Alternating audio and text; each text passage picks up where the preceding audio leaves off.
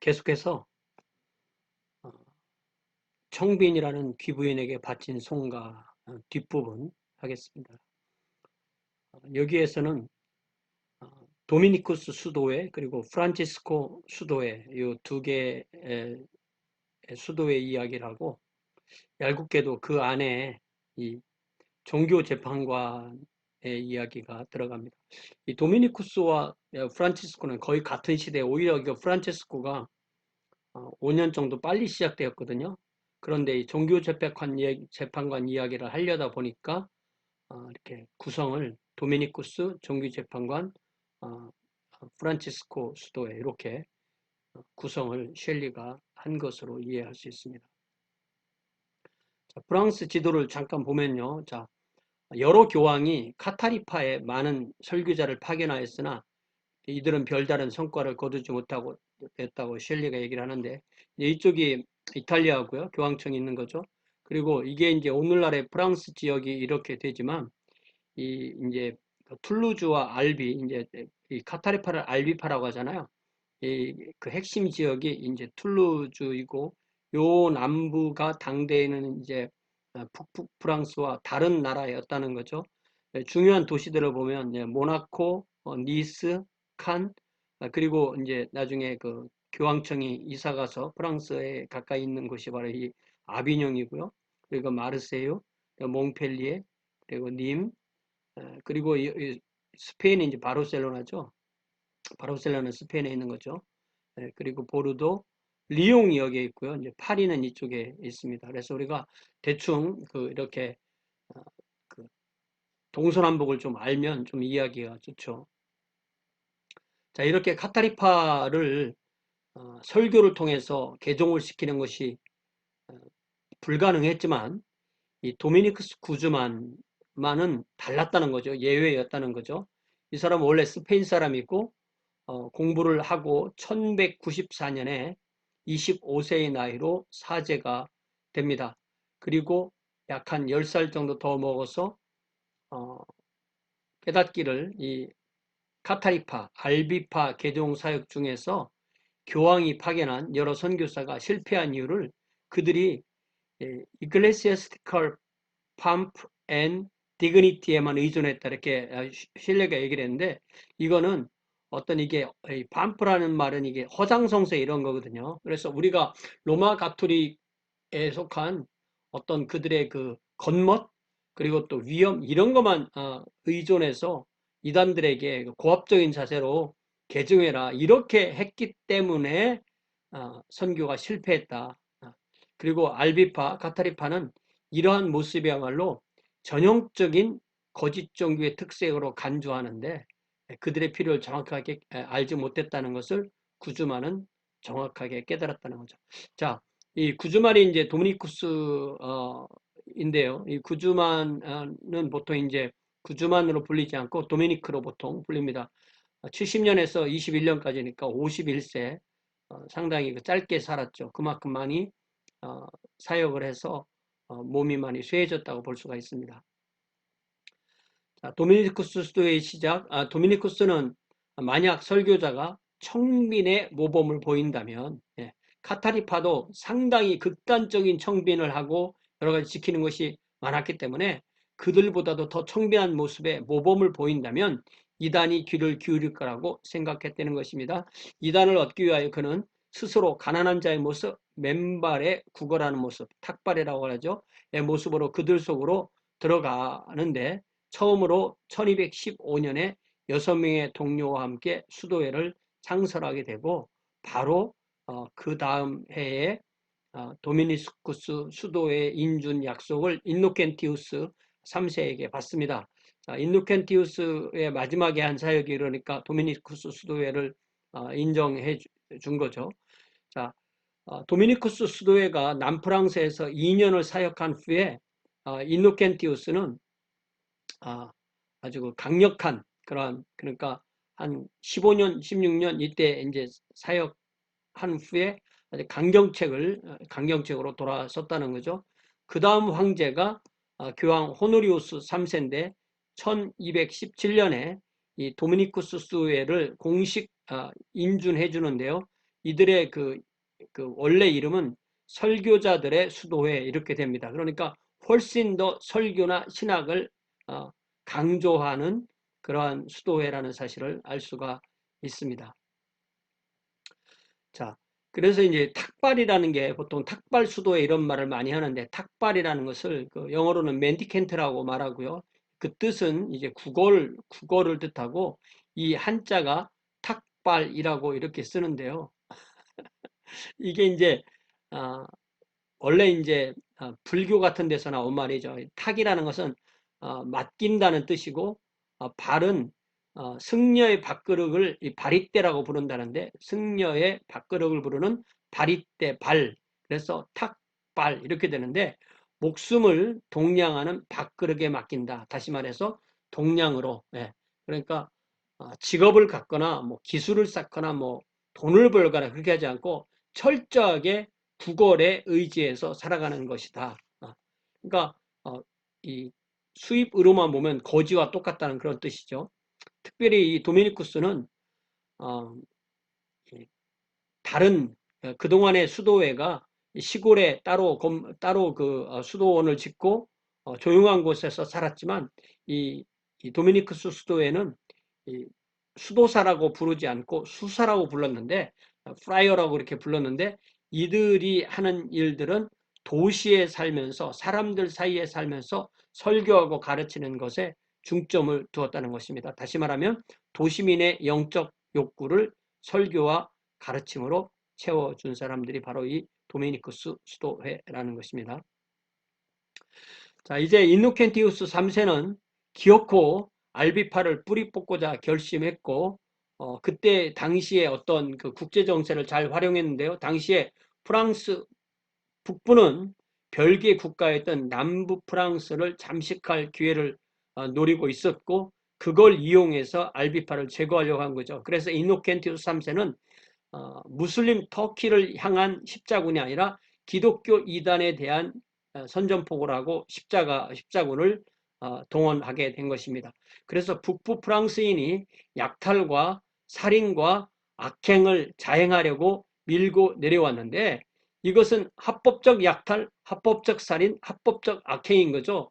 올바른 기독교 신자의 입장에서 살인과 악행을 마음대로 행하는 동시에 자신들의 어떤 그 욕심도 채우고 왕국도 확장할 수 있는 좋은 기회다. 이게 이단이라고 교회 이름으로 이렇게 국가를 이용해서 이게 말이 됩니까? 이게 교황이 이런 걸 명령했다는 거죠. 참 이게 얼마나 끔찍합니까? 자, 그래서 이노켄티우스 3세 자체도 북부 프랑스인의 그런 잔인성에 경악할 정도였다. 그러나 이단 축출은 성공적이었다.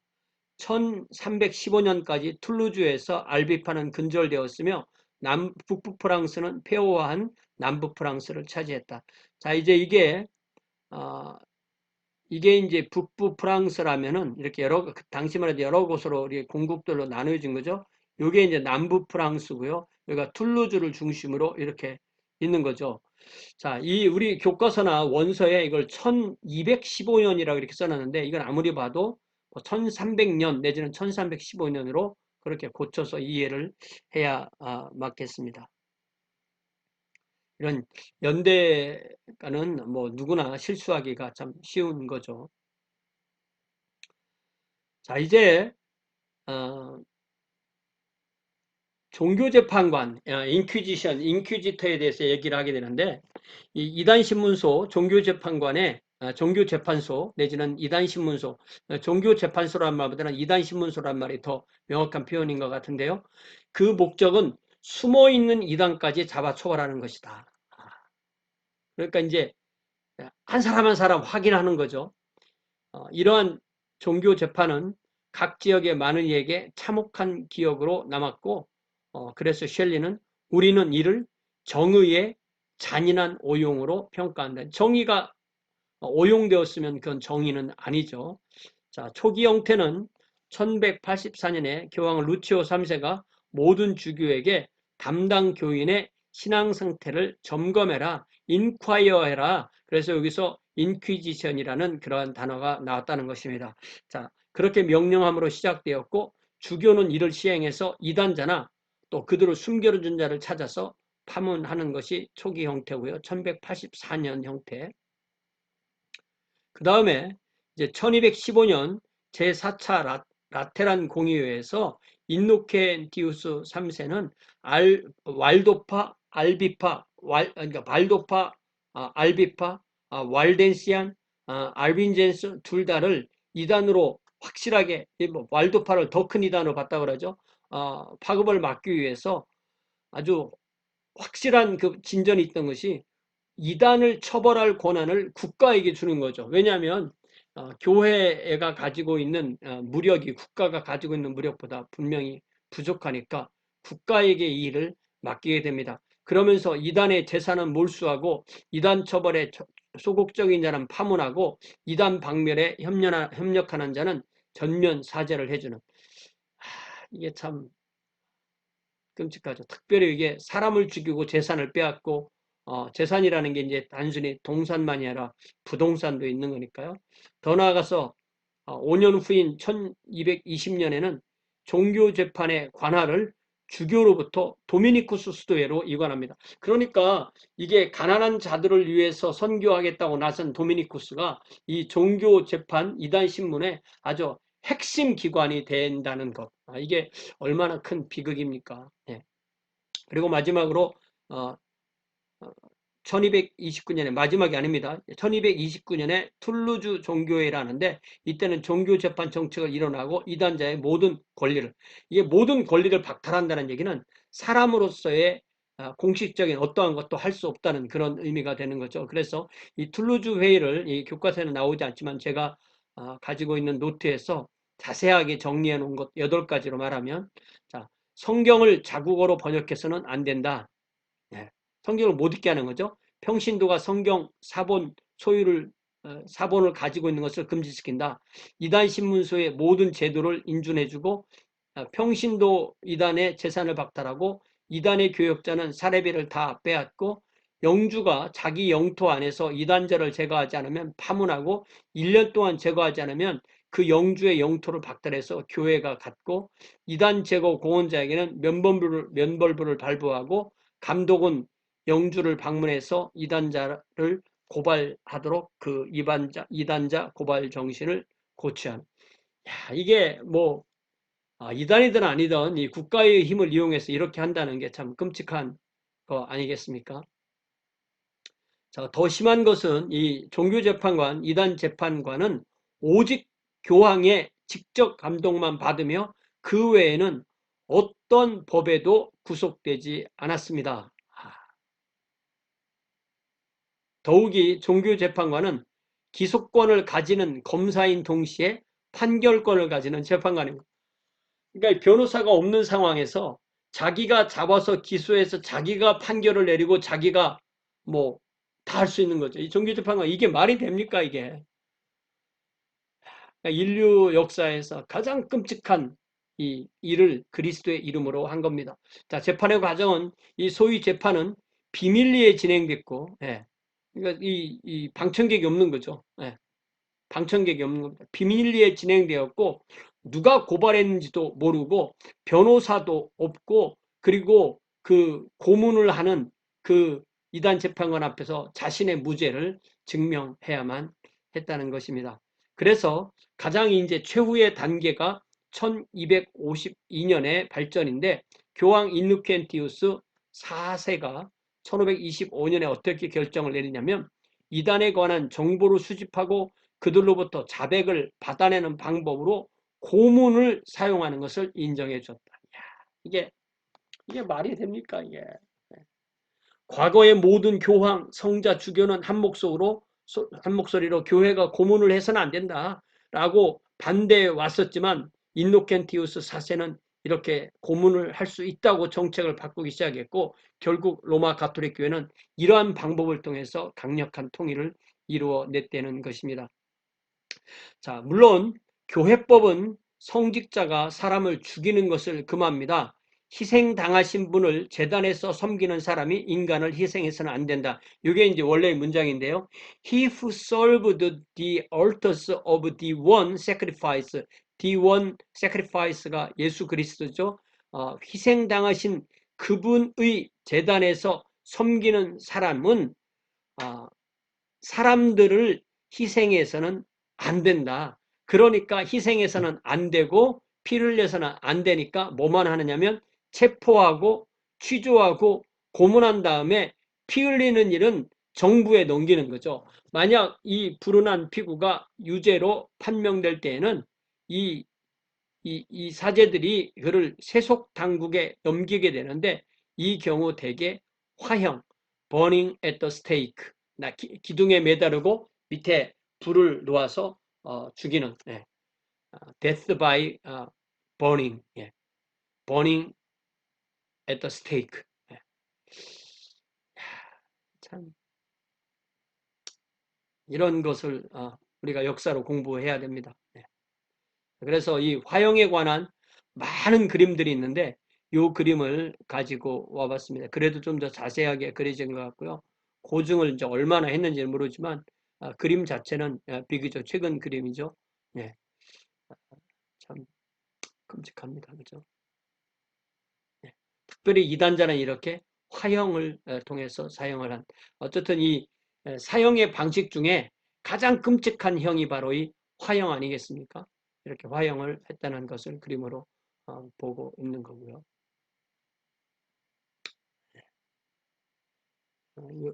요 사람, 요 사람이나 요 사람이 이제 더 지도자인 것 같고, 이분은 좀 수사처럼 옷을 입은 것 같죠. 네. 자, 화형에 대해서 좀 더 설명하기를, 이는 참으로 흉한 작업이었다. 그러나 아우구스티누스 이후 거의 대부분의 사람은 썩어가는 지체를 절단하고라도 몸 전체를 구해내는 것이 옳다고 생각했다. 아우구스티누스가 국가의 힘을 이용하여서 도나투스파를 무력으로 제거하려고 했던 것 이후로 이 교회가 국가와 하나가 돼서 국가의 힘을 이용해서 그렇게 사람을 죽이는 일, 이것이 옳다라고 생각했다는 것입니다. 우리가 이러한 생각을 우리 머릿속에서 빼내지 않는 한 우리도 똑같은 거죠. 그리고 이들의 눈에는 물론 로마 교회가 몸이고 이단은 절단되어야 썩어가는 지체였다. 자, 그래서 카타리파는 13세기가 끝나기 전에 근절되었다. 그러니까 이 1299년 이전, 예. 그러니까 1300년 전 이전에, 1300년 되기 이전에, 아까 제가 이제 거기에 봐서 1215년을 제가 1315로 이렇게 바꾼 이유가 요것도 근거가 됩니다. 툴루즈에 대한 철저한 사찰과 종교 재판을 통해서 완전히 발본색원했다는 그런 뜻이 됩니다. 그래서 1879년에 크리스천 사이언스를 시작한 메리 베이커 에디라는 여인의 이 가르침, 이 역시 물질계는 구원받을 수 없다는 사상은 이제 이 1300년부터 거의 한 500년 동안은 이러한 영지주의 또 이원론 이단이 있지 않았었는데 그 이후로 생겨난 이 이원론 이단이 바로 크리스천 사이언스다 이렇게 얘기를 합니다. 기억을 한다면 그 이원론 이단이 발전되는 그 명맥을 이어오는 순서가 영지주의, 만이교, 바울파, 보고밀파, 카타리파, 그리고 이제 크리스천 사이언스 이렇게 연결되는 거죠. 자, 그렇지만 왈도파는 종교 대상 재판에 이단 신문의 대상이었지만 이들은 이탈리아 산악지대로 피해서 살아남아서 16세기 종교개혁이 발생했을 때 종교개혁을 맞이하고 그대로 개신교 쪽으로 자신들을 열을 맞추고 어떤 개혁파나 이런 데와 많이 신앙의 모습을 맞추려고 노력을 했습니다. 자, 그러면서 셸리는 뭐라고 말하냐면 이 종교 재판도 계속 살아남았다. 그렇지만 그들은 절단할 수는 있어도 치유하지는 못했다.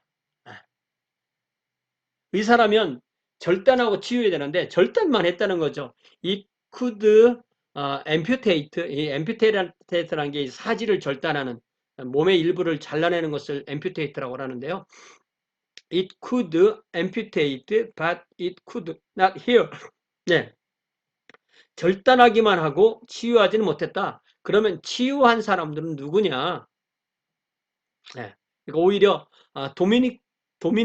도미니쿠스파는 잘라내는 일을 하고 치유하는 일은 바로 로마 북방 85마일 지점에 포도원으로 둘러싸인 한 마을인 아시시에서 살아났다. 요 포도원으로 둘러싸인 요것도 이제 번역에서 빠뜨린 내용입니다. 자, 이 아시시는 이 프란치스코의 고향이죠. 원래 프란치스코의 원래 이름은 지오반니 내지는 조반니 베르나도네. 프란치스코라는 것은 아버지가 프랑스를 좋아해서 이 작은 프랑스의 뭐 이런 식의 별명을 지어줬다 합니다. 아버지는 아주 부유한 이탈리아 직물상이었고요. 자기 아들을 기사로 만들려는 꿈을 꾸었습니다. 그러나 전투에 한번 참여하고 난 것으로도 그의 마음을 돌리기에 충분했다. 그는 이거 전쟁 이런 거는 내 일이 아니라 이렇게 했다는 거죠. 자, 아마도 어떤 생애 가운데 감옥에 갇히는 경험을 했고 그 감옥 안에서 열병을 걸렸는데 인생의 의미에 대해서 깊이 생각하게 되었고 그때 세속 그리고 자신에 대한 부친의 계획으로부터 등을 돌리기로 결심한 것 같다. 이렇게 얘기를 합니다. 자, 이게 이제 감옥에 갇혀서 열병을 앓았다. 이렇게 표현했는데,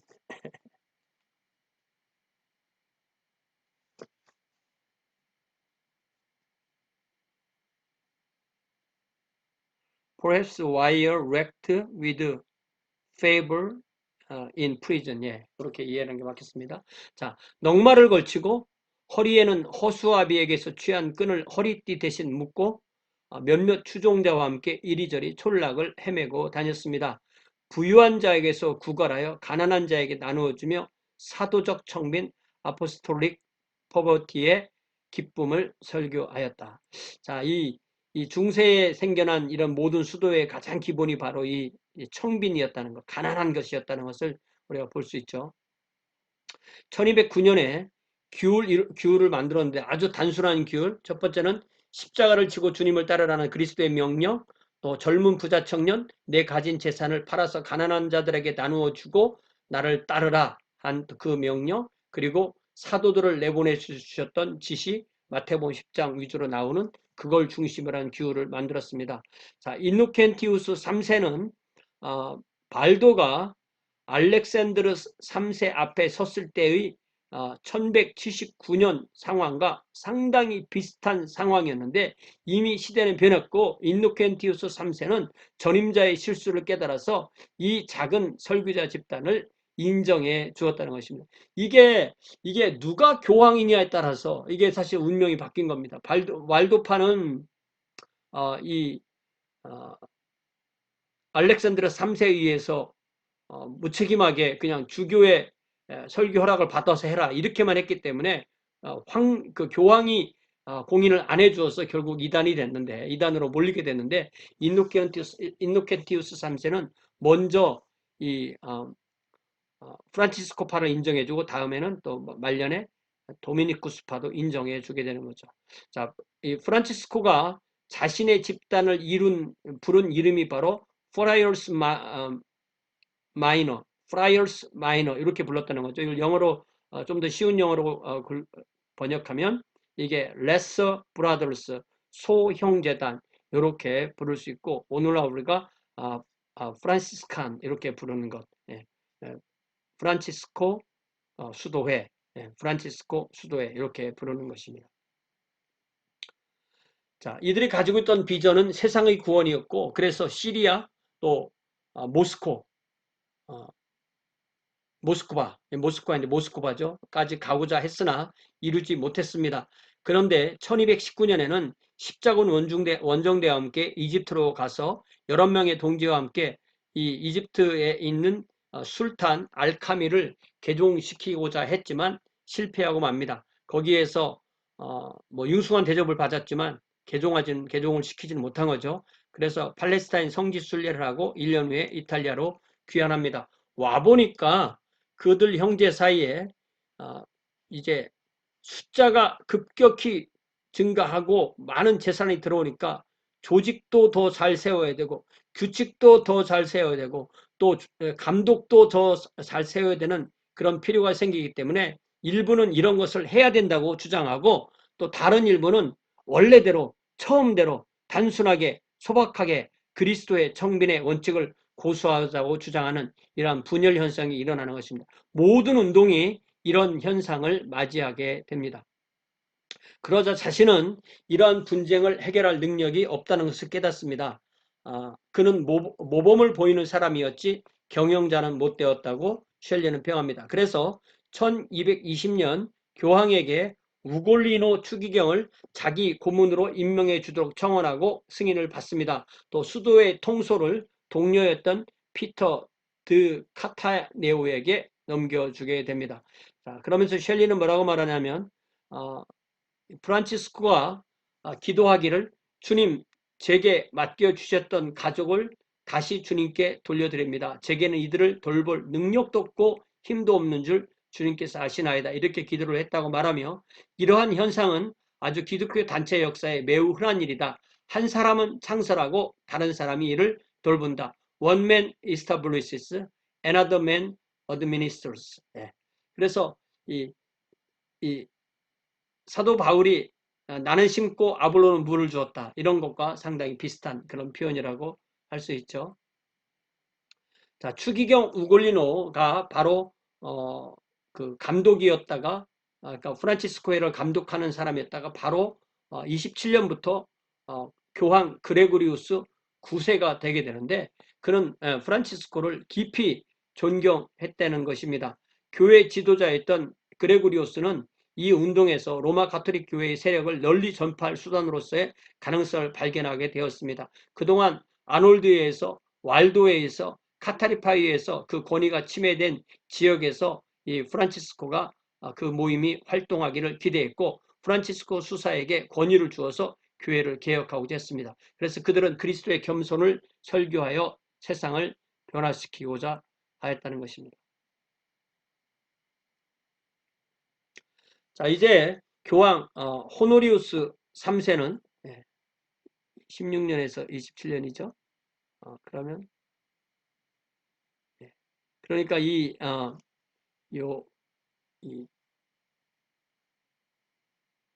요 설명은 교황일 때 했다는 것이 아니라 추기경 우골리노가 그 모임의 감독이었을 때 이런 일을 했다는 거고요.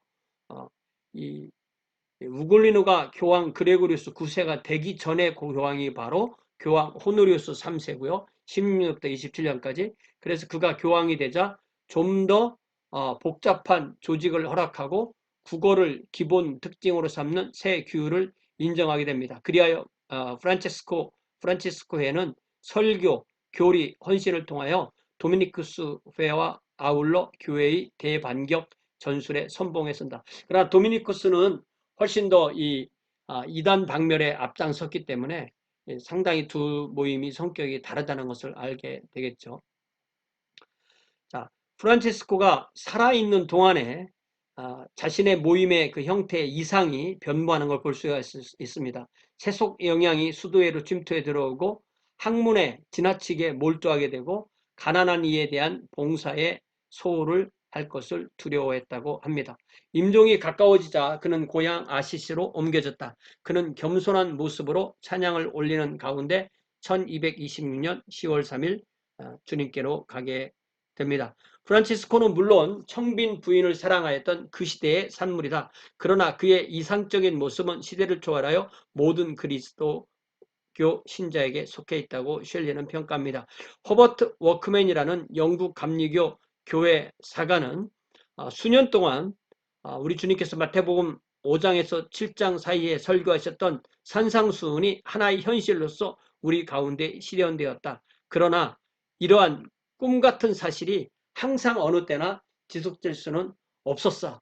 그러나 이 셸리가 말하기를 이러한 꿈을 끝내 포기하지 않는 이들이 전혀 남지 않았던 것은 아니다. 이게 from all but a few 이렇게 요 영어 문장을 이제 번역자가 이렇게 이게 번역이 어려우니까 완전히 없어진 것은 아니고 조금은 남아있다. 예, 이렇게 번역을 했습니다. 자, 수세기 후에 프란체스코 수도에는 두 파로 크게 나뉘는데 하나는 정통파, 재산의 정통파가 아니라 재산 소유를 인정하는 재산 소유를 인정하는데 그들의 그 파 이름이 정통파로 되어 있는 거죠. 이 콘벤투알 이렇게 말하면 컨벤셔널이잖아요. 컨벤추얼 이런 것이고요. 신령파는 훨씬 더 완전한 청빈을 주장하는 좀 더 보수적인 사람들이 신령파라고 이렇게 불렀습니다. 자, 셸리는 그리하여 청빈이라는 귀부인은 부와 권력을 장악하였던 교회에 위대한 도전을 던져주었다. 그러나 인노켄티우스 3세의 우주적 통치의 환상처럼 완전한 청빈 혹은 사도적 청빈의 생활은 모든 교회가 항상 지킬 수 있는 이상이 아님이 확실해지고 있었다.